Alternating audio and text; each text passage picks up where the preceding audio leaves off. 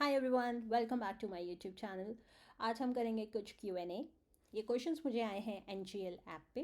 मैंने ट्विटर पे रिप्लाई किए थे, but I think few of the questions are very good, so I thought let me have more discussion around that. So yeah, let's start. So the first question I have is, how did you navigate through the career you have built today? What all experiences help you along the way of taking this career ladder?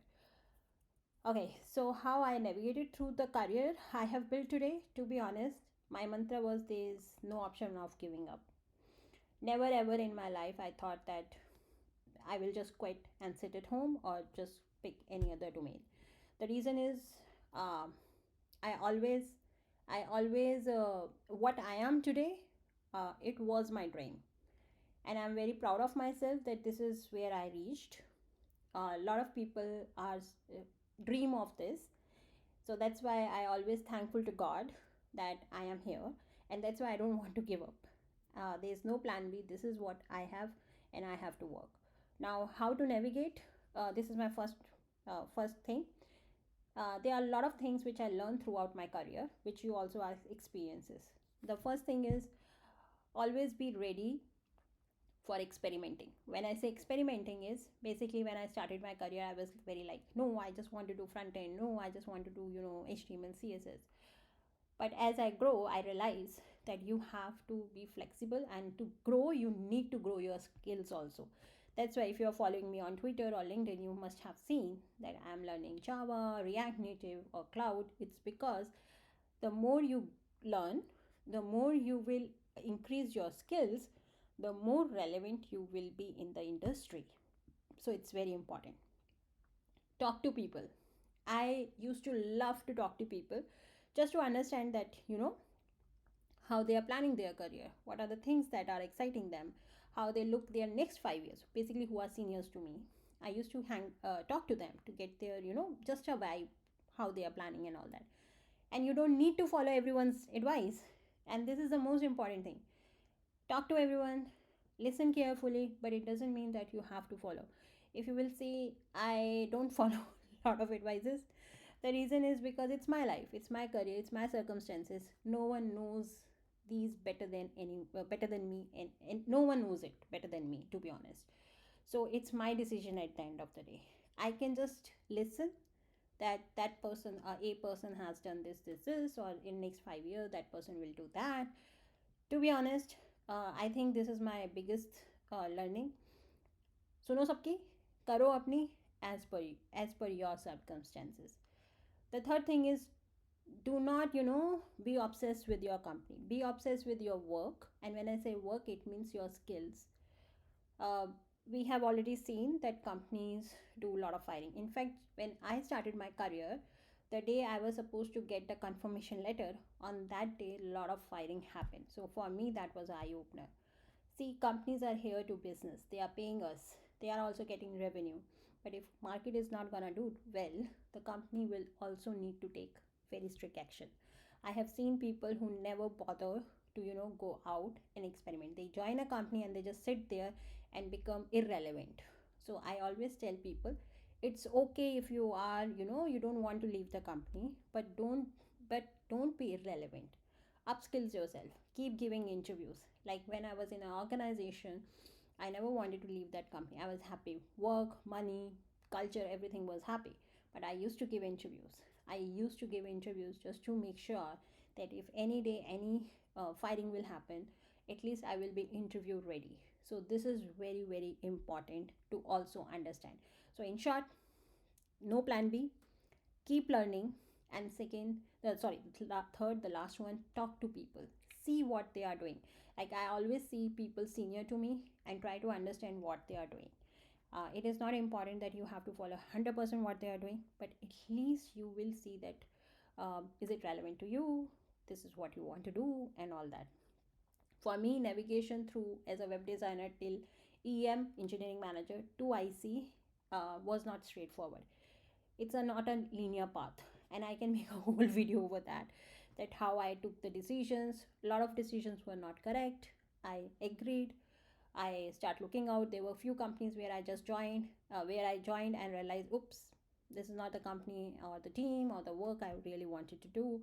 I accepted that instead of staying that in that organization for long, I just take a step back and I started looking for some other job. So I did a lot of things like that. When I got the engineering manager opportunity, I took it.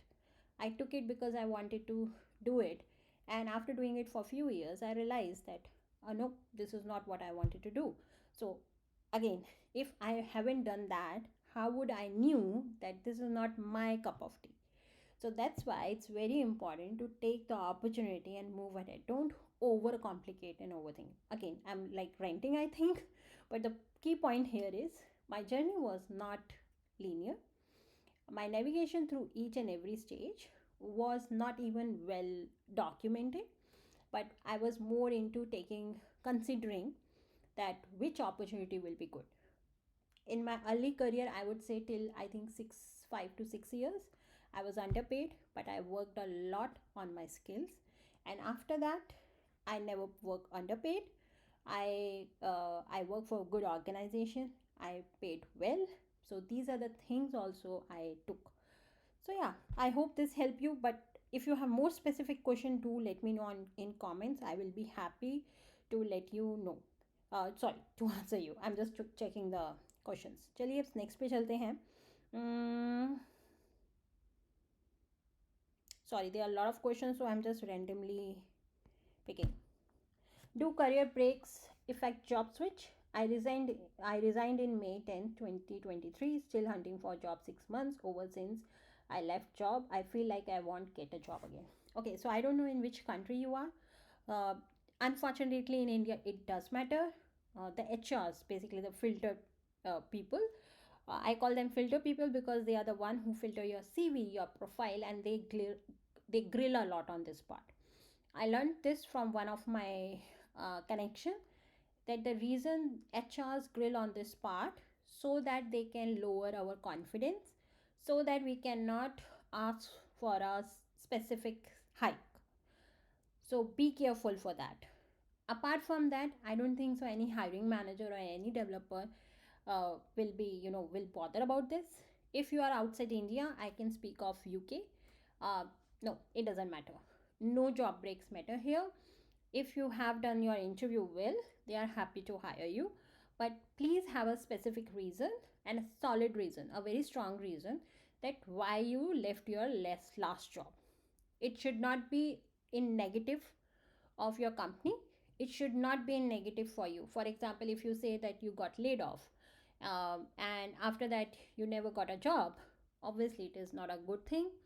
So it would be best that you prepare a story that why it took you a lot of time to get a job. Might be you are a medical break, might be your family was in a medical attention, or might be you were not healthy and you wanted to have a break, or you wanted to just travel. There are so many things you can say. So just be prepared of it. Apart from HR, no one is bothered about it. If any company is mentioning that there should be no job breaks, might be those are the companies which very what should be the name, I don't know. But most of the companies I never saw that they will say that it will impact. Okay. The thing is, if I don't know how you are searching job. If you are in tech, I am assuming you are in tech. I'm sorry, I am assuming you are in tech. So I don't know how you are searching the job. uh, if you are not getting the job calls, you need to revisit your CV, the way you are searching the jobs. There is no harm in reaching out to recruiters. Ask them for the help, they will help you. Okay. All the best. I hope you will get a job very soon. Thank you. Let's see. Having 5 years of experience in React and Node.js and currently want to upskill, can you please share some roadmap? Sure. So if you already know React.js, Node.js, basically your front end is pretty good. There are multiple things you can do. The first thing I would say is the first path is learning cloud. I would suggest you upskill yourself in cloud, prepare few projects, deploy on cloud, create. I will talk from the AWS because I know AWS. Deploy some projects on cloud. Do Lambda integration, do the database integration. Try and try AWS or any cloud service. Basically, just upskill yourself into cloud. The second path is you can learn any proper backend language. When I say any proper backend language, I mean to say like Java or PHP. Now you will say, oh, Java and PHP is outdated. I would suggest you, I answer these questions almost every day. Go to LinkedIn. Do not listen to me. Go to LinkedIn. Search for these keywords, my friend. There are so many jobs opening for Java. Like I am in UK. I know that people are hiring Java people here. .NET people also here. So please do your own research on LinkedIn. Whenever you feel that a particular tech stack is in demand or not, you can go on LinkedIn jobs and search there. There is nothing hidden. So anyhow, uh, apart from Java, if you want to learn Rest, you want to learn Go, pick some strong backend language which will help you to build, not the build, but upskill you. So you already know front end. So by cloud or this, you can upskill yourself very well. So this would be my suggestion to you. I got this advice very late in my career. If I would be you, I will be just doing in pin septipin and picking either any backend language or cloud, and I just go ahead with that. I hope this would be helpful for you. Let me know what you will be picking, and then yeah, keep sharing. Okay, being JS programmer and starting learning DSA now, couldn't find a lot of resources for DSA with JS. What do you suggest? Is that good to learn and practice some oops language for this DSA track? Okay, so um, if you have time, if you have time and you really wanted to learn, I would suggest you do DSA through Python or Java. That would be very easy for you. But if you are like me who just wanted to do in JavaScript, then in on Udemy there is a course JavaScript in DSA that will help you out. You can start from there. The websites like Geeks for Geeks, they also have the solution of all the problem solving or the DSA in JavaScript, so that won't be issue. There is also one website, I will put it in the description box, that is paid. Few of my connections use that and they refer to me. It is pretty good. It is in JavaScript, but it is paid. So my suggestion to you would be, if you can learn Python and do DSA in that, that would be great, because this is a skill which you will require throughout your tech career. So doing in a proper way would be the best. If not, that no harm is done. You can still do it from JavaScript. You have a Udemy course. Just search there DSA in JavaScript. You will get the suggestions and pick that. YouTube videos are there. I learned DSA in JavaScript through YouTube by doing search and this Udemy program, plus Geeks of Greek kind of website. In fact, what I used to do is I just used to do Google, like how to make trees in JavaScript, how to traverse a tree in JavaScript, and I used to get the blogs and the code, and through that I used to do. So you shall, and yes, it is important to do it. To be honest, I would say it's a non-negotiable. You should do it. Uh, Everyone asks DSA, and forget interview process. I feel that once you start doing DSA problem solving, you will be more confident with your programming skills. This is the change felt in myself. That's why I'm suggesting this. So yeah, please go ahead and do it. I will leave the website link in the description box so that it will help you out. Okay, last question. Last question. I'm just searching. I'm just randomly searching. Hmm.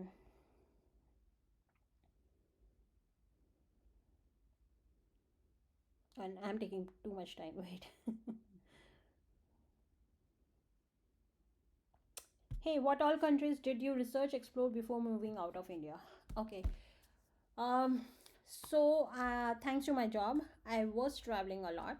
So I visited a lot of countries already. I worked in Glasgow, Scotland, for a month or two. Um. So I was having an idea of UK. Uh, Now, when I decided to move outside India for the job, I was already aware of Singapore, Canada, USA. I have been to USA, New York, Boston, um, Florida. Yeah, I think, yeah, in these three, and San Francisco, these three, four places. Uh, I have been to Europe, Prague, Berlin. Yes. So and London, obviously, London and Glasgow. So I knew about Europe, UK, USA, and Singapore. I knew about the food, I knew about the weather, I knew about the currency. So I knew that for USA, right now the visas and everything, green card and all citizenship is out of question. Plus, there were other things also, but the major thing was that if I decided to move to USA, the problem there would be the green card, the citizenship. So USA was out of question. I for with Singapore, the food and the weather, I didn't like it. It's a good country, but not the kind of country where I would love to go for vacation, but not to settle there. Europe and UK. Initially I got the offer to go to Europe, but the salary was pretty low. I did the calculations and everything. It was not, it would be like check to check living. So I decided no. Um, then I got the offer from UK. I did the calculations, I did my homework, and I found it the opportunity is good, the pay is good. I already knew about London. I have been there, I think, 2 3 times already. So I knew everything about there. I have few friends.